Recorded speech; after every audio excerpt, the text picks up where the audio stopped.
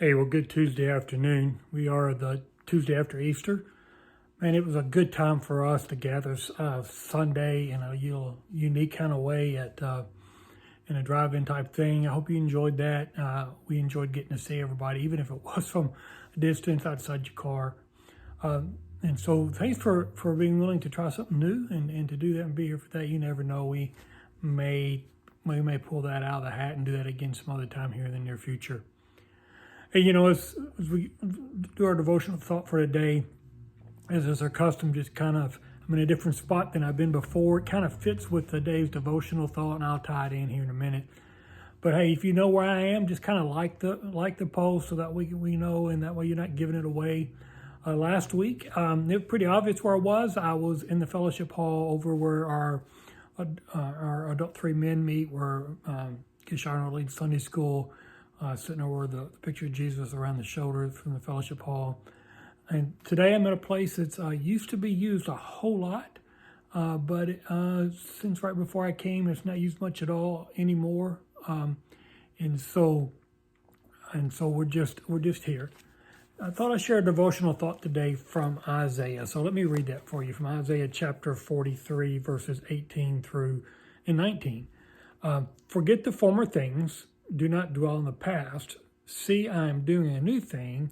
Now it springs up. Do you not perceive it? I am making a way in the desert and streams in the wasteland.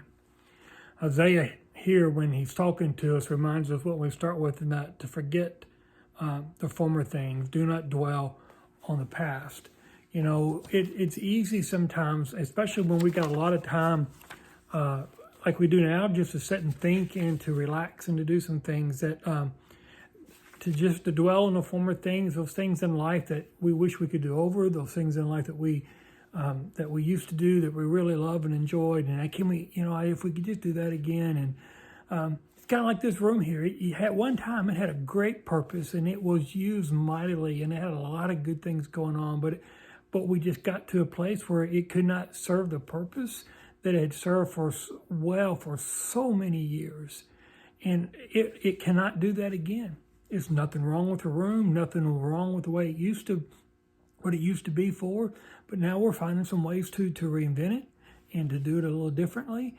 And we can remember what it used to be and be thankful for the times it was, but we can't just, well, boy, I wish we could go back there when we had that, when this group met in this place and all that.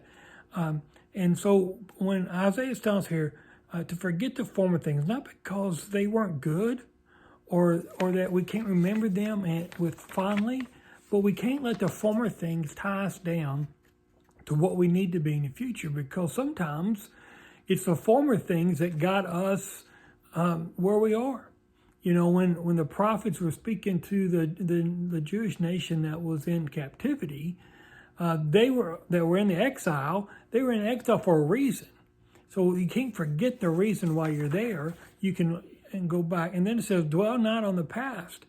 Man, and I know, for us, or even for me, there's a longing for the past. And it seems like it's been forever since we could meet together the way we always have, that we could just come here on Sunday morning and we could hug necks and we could shake hands and we could have conversation. We could sit down next to each other and have a conversation. But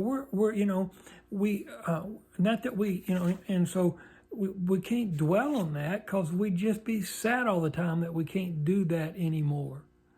And while those are good times, we long for something to be similar. We don't know what this post period we're in is going to look like. And then he says, verse 19, he says, for see, I'm doing a new thing. Man, if you'd have told, how many of us, if we'd have been told a year ago, 2 years ago, that First Baptist Church would be broadcasting and we'd have as many viewers we have every week, and we would all be meeting in somebody's homes, and we would be seeing a new way that God is doing things. Look, I'm doing a new thing.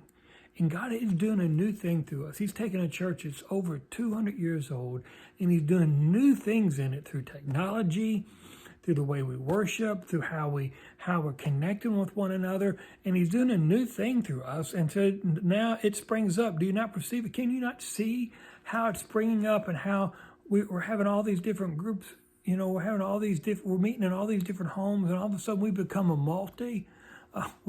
multi-site church. Church hadn't started meeting.